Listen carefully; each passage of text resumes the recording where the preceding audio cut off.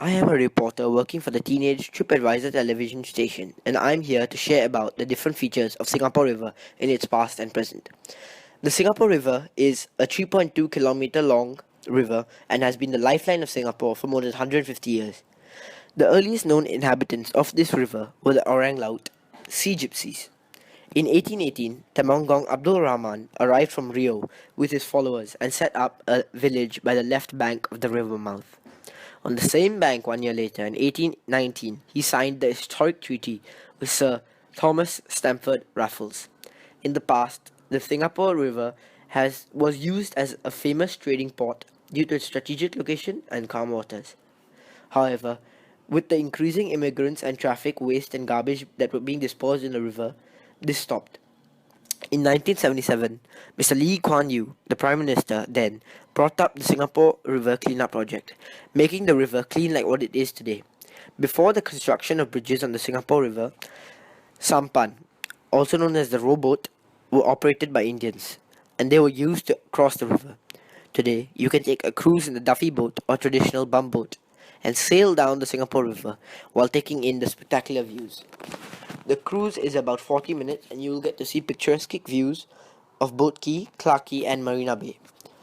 The last trip available is about 10:30 p.m. For adults, the ticket price is $20 and children $10.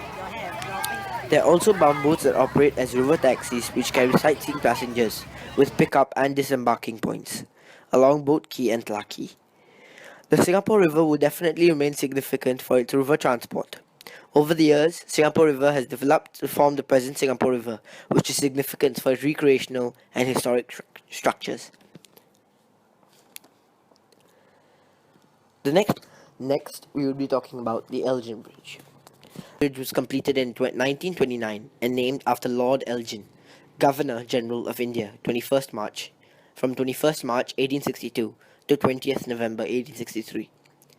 Elgin Bridge is believed to have existed at its current location as an unnamed footbridge as early as 1819.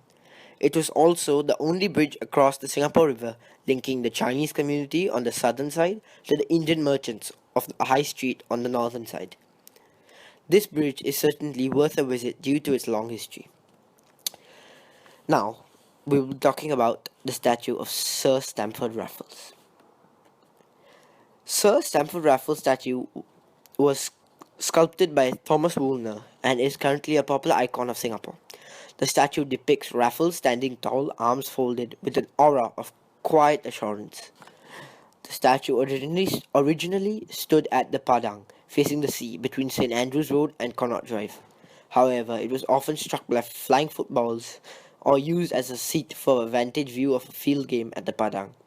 So the authorities felt a more respectable location was required. Thus, for Singapore's centenary celebrations, the statue was moved to the front of Victoria Memorial Hall on 6th February 1919.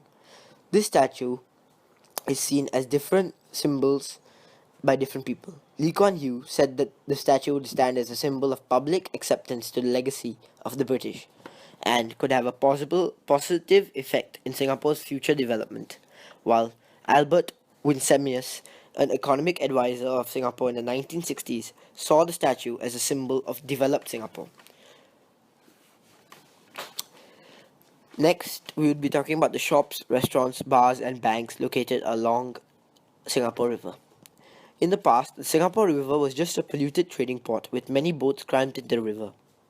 Now, Singapore has developed such that even restaurants and cafes are situated along the river should you feel hungry. Furthermore, many infrastructures surround the river, which are mostly bank companies.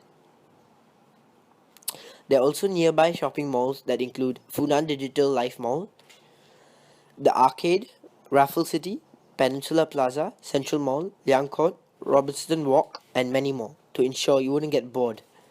In conclusion, in the past, Singapore was a plain, dry, dirty trading port with rowboats to cross the river, while in the present, Singapore has developed to form a clean recreational river with both historical and infrastructures around the river, and its boats are used for sightseeing instead. Historically, the city of Singapore initially grew around the port, so the river mouth became the center of trade, commerce, and finance.